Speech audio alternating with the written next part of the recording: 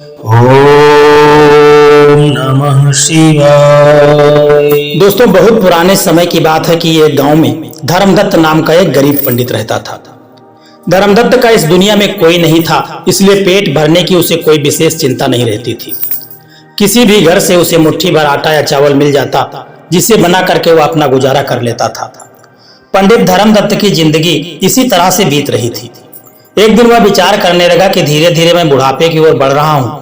अभी तो मैं लोगों के घर जाकर के पूजा पाठ करके अपना पेट भर लेता हूँ, लेकिन जब मैं बूढ़ा हो जाऊंगा तब इस दुनिया में मेरा कोई नहीं है जो मेरा ध्यान रखेगा, और मेरे बुढ़ापे में मुझे कौन बिठा करके खिलाएगा। इसलिए मेरी भलाई तो इसी में है कि मैं आज से ही अपने भविष्य के बारे में सोचना शुरू कर दूं, वरना बुढ़ापे में दर बदर की ठोकरें खानी पड़ेंगी। और यही विचार करके पंडित धर्मदत्त अगले ही दिन से सुबह होते ही घर से निकल जाता और पूरा दिन एक दरवाजे से दूसरे दरवाजे पर जाकर के पूजा पाठ कथा आदि बांचने का काम करता था। उसके बदले में उसे जो भी धन या अनाज मिलता वह उसे घर पर ले आता। जितना अनाज वह खा सकता था वह पका लेता और बाकी जो अनाज बच जाता उसे संभाल करके रख देता था। जब उसके पास काफी सारा अनाज इकट्ठा हो जाता तो वह उसे बाजार में जाकर के बेच आता था।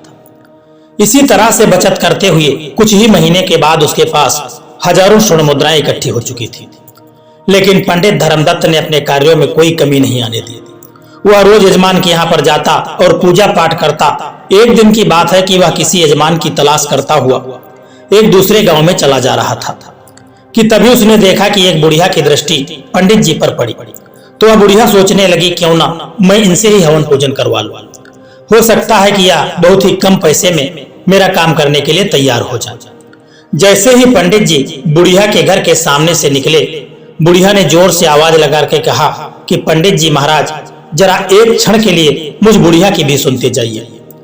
धर्मदत्त उस बुढ़िया की आवाज सुन करके कहने लगा कि कहो माई, क्या कष्ट है तुमको? मेरे लायक यदि कोई सेवा है तो जरूर बताओ। बुढ़िया कहने लगी कि पंडित जी, कुछ ही दिन पहले मेरी गाय मर गई थी। क्या आप उसकी आत्मा की शांति के लिए मेरे घर पर पूजा पाठ हवन आदि करवा सकते हैं? पंडित धर्मदत्त ने कहा कि हाँ, क्यों नहीं। गौ माता की आत्मा की शांति के लिए पूजा पाठ करवाना तो मेरे लिए सौभाग्य की बात होगी, और फिर यह तो मेरे दिन प्रतिदिन का कार्य है। मैं नित्य हमेशा यही काम करता हूँ। बुढ़िया कहने लगी कि लेकिन मैं आपको दान दक्षिणा में धन न दे सकूंगी। धर्मदत्त, दान दक्षिणा की तुम चिंता न करो माई, जो भी खुशी के साथ दोगी मैं वही स्वीकार कर लूंगा। बुढ़िया ने कहा तो फिर ठीक है महाराज, आइए पधारिए, और यह शुभ कार्य आज करके ही यहाँ से जाइए तभी अच्छा होगा। मैं अभी पूजा पाठ और हवन के लिए आवश्यक वस्तुओं का प्रबंध कर देती हूँ। इतना कह करके वह बुढ़िया जल्दी ही सारा इंतजाम करके आ गई। शाम तक जब सारा काम पूरा हो गया तब पंडित धर्मदत्त ने अपना झोला संभाला और कहा कि माई, गौ माता की आत्मा की शांति के लिए तुमने जो कुछ भी किया उसमें ईश्वर और गाय माता दोनों ही तुमसे प्रसन्न होंगे और तुम्हारा भला करेंगे। अब मैं अपने घर को वापस चलता हूँ, इसीलिए तुम्हें श्रद्धा पूर्वक जो भी दान दक्षिणा देनी है वह हमको दे दीजिए। बुढ़िया ने कहा कि महाराज अवश्य, कृपा करके बाहर चलिए। झोपड़ी के बाहर आकर के बुढ़िया एक बछड़े को अपने साथ लेकर के आई और पंडित जी की ओर बढ़ाते हुए कहने लगे कि आप दक्षिणा में इस बछड़े को ले जाइए महाराज। जिस गाय माता की आत्मा की शांति के लिए आपने इतना कुछ किया है यह उसी का बछड़ा है। इसको जन्म देने के साथ ही वह गाय मर गई थी। पंडित धर्मदत्त कहने लगा, ओह, लेकिन मैं इस बछड़े का क्या करूंगा माई? पंडित जी, आप इसे पालिए पोसिए, बड़ा होकर के एक दिन यह आपके जरूर काम आएगा। इसके सिवाय आपको दक्षिणा में देने के लिए मेरे पास और कुछ भी नहीं है, और इसके खाने पीने का बोझ उठाना तो मेरे बस से बाहर की बात है। मैं तो स्वयं अपना गुजारा किसी तरह से करती हूँ, क्योंकि मैं बूढ़ी हो चुकी हूँ और अपना पेट भी नहीं भर सकती, तो इसका पेट कहाँ से भरूं? पंडित जी, मुझ गरीब की अवस्था को देख करके दया कीजिए और कृपा करके दक्षिणा में इसे ग्रहण कर लीजिए। उस बुढ़िया की बात सुन करके पंडित धर्मदत्त जी सोच में पड़ गए, क्यों ना मैं इसे ग्रहण कर ही लूं। मैं अकेला ही रहता हूं या बछड़ा साथ में रहेगा तो इसकी देखभाल करने में मेरा मन भी लगा रहेगा। यजमान से थोड़ा बहुत घास फूस भी इसके लिए मांग लिया करूंगा, और फिर वैसे भी मिली हुई चीजों को हाथ से नहीं जाना देना चाहिए। बुढ़िया के पास इसके अलावा और कुछ भी है नहीं। वह कहने लगे, पंडित जी, माई, तुम श्रद्धा पूर्वक मुझे दक्षिणा में यह बछड़ा दे रही हो तो मैं इसे स्वीकार करता हूँ। लाओ, इसकी रस्सी मुझको दे दो। ईश्वर आपका भला करे। पंडित जी, यह लीजिए इसकी रस्सी। और इस तरह से पंडित धर्मदत्त उस बछड़े को लेकर के अपने घर की ओर चल दिए। पंडित धर्मदत्त बछड़े को अपने घर में ले आया और उसी दिन से उसका पालन पोषण करने लगा। वह नित्य किसी यजमान की तलाश में जाने से पहले बछड़े को कुछ चारा पानी खिला जाया करता था और शाम को लौटते समय किसी से थोड़ी घास फूस तो कभी किसी से थोड़ा सा भूसा ले आया करता था, क्योंकि गांव में भूसे और घास की कोई कमी नहीं थी। इसीलिए कोई भी बछड़े लायक चारा उसे देने में आनाकानी नहीं करता था। इस तरह से उसके साथ साथ बछड़े को भी खाने पीने की कोई न कोई चीज मिल जाती थी और किसी तरह की कोई कमी नहीं रहती उसके लिए भी। इसी तरह से समय बीतता गया और कुछ ही सालों में वह बछड़ा एक हट्ठा कट्ठा विशालकाय बैल बन चुका था। उस गांव में तो क्या, आसपास के भी कई गांव में उस बैल के जैसा कोई दूसरा बैल नहीं था। गांव के लोग जब बैल को देखते तो आपस में बातें करते कि वाह, पंडित जी के बैल का तो कोई मुकाबला नहीं है। अरे भाई, होगा भी कैसे, हमारे पंडित जी ने इसे तो पालने पोसने में अपनी परवाह तक न की और उसे खिलाया पिलाया और उसकी देखभाल की है, मानो जैसे उनका खुद का बेटा हो। पंडित धर्मदत्त के बल की चर्चा गांव के साहूकार के कानों तक भी जा पहुंची।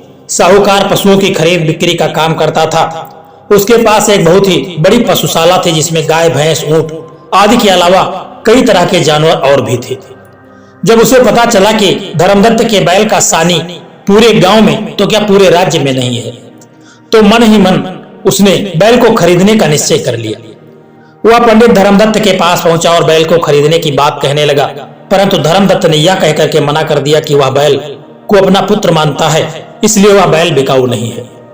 व्यापारी सेठ ने बैल की ऊंची कीमत देने की बात कही, परंतु धर्मदत्त पर इसका कोई असर नहीं पड़ा। व्यापारी सेठ मन ही मन इस बात से बड़ा क्रोधित हुआ। वह धर्मदत्त से ईर्ष्या करने लगा। शेठ तो वहां से चला गया, परंतु उसने मन में ठान लिया कि धर्मदत्त ने उसे बैल नहीं बेचा है तो वह भी बैल को धर्मदत्त के पास नहीं रहने देगा। वह धर्मदत्त से बैल को अलग करने की योजना बनाने लगा। इसी तरह से वह व्यापारी एक दिन राज्य के राजा के दरबार में जाकर के पहुंचा और राजा से कहा कि महाराज, आपकी गौशाला और पशुशाला में एक से बढ़कर एक गाय और बैल होंगे, परंतु मेरे गांव में एक ब्राह्मण धर्मदत्त के पास जो बैल है उसका तो कहना ही क्या। इस तरह से उसने राजा को वह बैल खरीदने के लिए प्रेरित किया। व्यापारी जानता था कि ब्राह्मण धर्मदत्त राजा को मना नहीं कर सकेगा, इसलिए सेठ की बातों से प्रभावित होकर के राजा ने धर्मदत्त को दरबार में बुलाया और उसका बैल खरीदने की बात कही, परंतु धर्मदत्त ने किसी भी कीमत पर बैल बेचने से मना कर दिया। फिर क्या था, राजा को इस बात पर क्रोध आ गया। उसने तुरंत सैनिकों को आदेश दिया कि बैल को ला करके हमारी पशुशाला में बांध दिया जाए। राजा के आदेश का पालन किया गया और उस बैल को खोल करके राजा के पशुशाला में बांध दिया गया। धर्मदत्त से उसका बैल बलपूर्वक छीन करके राजा की पशुशाला में आ चुका था। जब राजा स्वयं पशुशाला में बैल को देखने आया तो आश्चर्यचकित था। उसने सचमुच ऐसा सुंदर और बलवान बैल तो आज तक नहीं देखा था। उसने अपने सेवकों को आदेश दिया कि बैल का पूरा ख्याल रखा जाए, इसके खाने पीने का खास तौर पर ध्यान रखा जाए। परंतु यह क्या, राजा की पशुशाला में आते ही बैल ने खाना पानी सब कुछ छोड़ दिया। उसे अपने पुराने मालिक की बहुत याद आती थी। उधर धर्मदत्त भी अपने बैल को याद करके दुखी रहता था। सेवके ने बहुत ही प्रयास किया, परंतु बैल ने खाना पीना शुरू नहीं किया। ऐसी हालत देख करके उन्होंने राजा को इस बात की सूचना दी कि बैल ने खाना पानी छोड़ दिया है। जब राजा ने इस बात का पता किया तो पता चला कि वह भी हैरान था कि एक बैल भी ऐसा स्वामी भक्त हो सकता है कि वह अपने मालिक से अलग होकर के दाना पानी छोड़ सके। आखिरकार राजा को इस बात का एहसास हो गया कि बैल को वापस ब्राह्मण धर्मदत्त को सौंप देना चाहिए। अगले ही दिन धर्मदत्त को अपने महल में बुलाया और बोला कि हे ब्राह्मण, तुम्हारा बैल तो तुमसे इतना प्रेम करता है कि उसने दाना पानी तक छोड़ दिया। मैं तुम दोनों के प्रेम में बाधा नहीं बनूंगा, इसीलिए तुम अपना बैल वापस ले जाओ। राजा की बात सुन करके धर्मदत्त फूला नहीं समाया और राजा को धन्यवाद देने लगा। धर्मदत्त अपने बैल को वापस पाकर के बड़ा प्रसन्न था और बैल को लेकर के वह अपने गांव की तरफ लौट गया। बैल भी अपने मालिक के पास आकर के बहुत प्रसन्न था। उसे फिर से दाना पानी उसने खाना शुरू कर दिया। अब तो धर्मदत्त और उसके बैल के चर्चे और भी ज्यादा होने लगे, क्योंकि राजा ने उसे वापस कर दिया था। राजा ने जब उस बैल को छीना था तभी लोग उसके बारे में जानते थे, और इसके बाद में राजा ने जब उस बैल को पंडित धर्मदत्त को वापस किया तब उसके चर्चे और बढ़ चुके थे। लोग उनका प्रेम देख करके कहते, भाई लगता है कि दोनों का पिछले जन्म का साथ है। व्यापारी सेठ को जब पता चला कि उसकी योजना असफल हो गई और धर्मदत्त को उसका बैल वापस मिल गया है, वह मन ही मन कुढ़ने लगा। एक दिन सुबह जब धर्मदत्त अपने बैल को चारा डाल रहा था तो अचानक धर्मदत्त को सुनाई दिया, मालिक आप मेरा इतना ख्याल रखते हैं, इसलिए मैं आपके कष्ट को दूर करना चाहता हूं। इतना सुनकर के धर्मदत्त तो कुछ ठिठक सा गया। यह तो उसका बैल ही था जो मनुष्य की बोली बोल रहा था। बैल ने दोबारा कहा, हैरान मत हो मालिक, मैं कोई साधारण बैल नहीं हूं, इसीलिए मनुष्यों की बोली बोल सकता हूं, लेकिन मेरी आवाज केवल आप ही को सुनाई देगी। धर्मदत्त ने पूछा, अच्छा तो तुम कौन हो? वह बैल कहने लगा, वह मैं आपको सही वक्त आने पर बता दूंगा। फिलहाल मैं आपके कष्टों को दूर करने का एक उपाय बताऊंगा, आप वही करें जो मैं कहूंगा। इससे आपकी धन की समस्या का समाधान हो जाएगा। फिर बैल धीरे धीरे धर्मदत्त को कुछ समझाने लगा। सब कुछ समझने के बाद धर्मदत्त कहने लगा, योजना तो तुम्हारी बहुत अच्छी है, परंतु कहीं ऐसा न हो कि मैं तुम्हें इसमें खुद ही फंस जाऊं। बैल कहने लगा, आप विश्वास रखिए मालिक, मैंने कहा ना, मैं कोई साधारण बैल नहीं हूं। धर्मदत्त कहने लगा, ठीक है, मैं तुम्हारे कहने के अनुसार ही काम करूंगा। अगले दिन धर्मदत्त उस व्यापारी सेठ के पास पहुंचा और कहने लगा कि सेठ जी, मेरा मन है कि मैं आपसे एक बैल खरीद लूं, फिर मेरे पास एक जोड़ी बैल हो जाएंगे तो मैं कुछ खेती का काम भी कर लिया करूंगा। वह व्यापारी कहने लगा कि हाँ हाँ जरूर भाई, मेरे पास एक से बढ़कर एक बलशाली बैल है। धर्मदत्त कहने लगा कि वह तो ठीक है सेठ जी, परंतु मेरे बैल के मुकाबले का आपके पास कोई बैल नहीं है। मेरा बैल तो इतना ताकतवर है कि अनाज की बोरियों से भरी हुई 5 बैलगाड़ियों को अकेले ही खींच सकता है।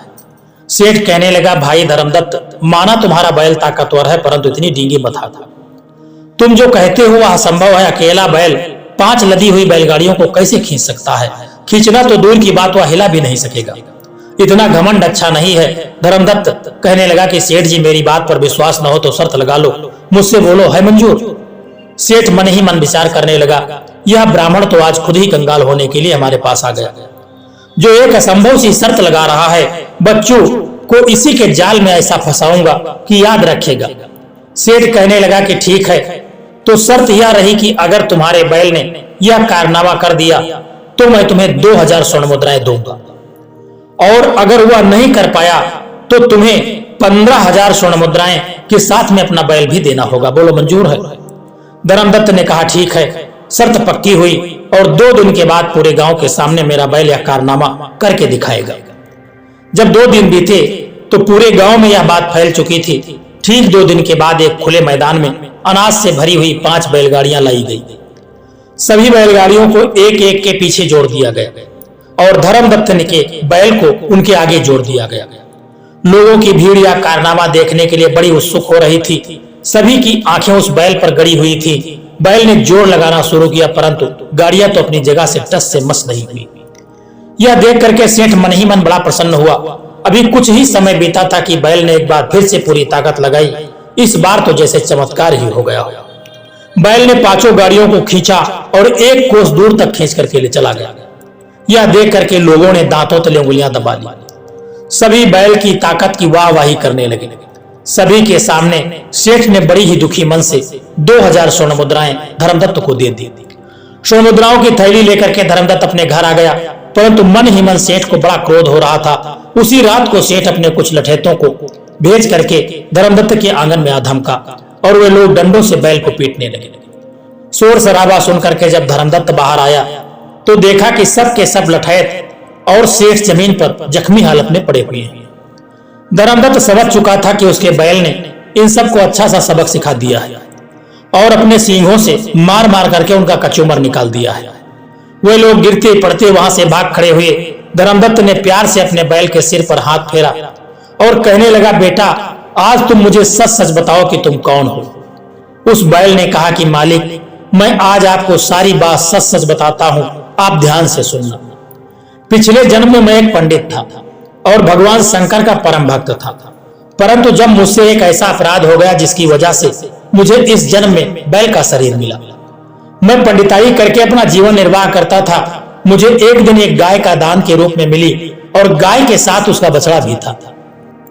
मैंने गाय के बछड़े को जब देखा तो गाय को मैंने बड़े ही चाव से पाला और उसका दूध मेरे परिवार का पोषण करता रहा, परंतु मेरा रवैया उसके बछड़े के प्रति अच्छा नहीं था।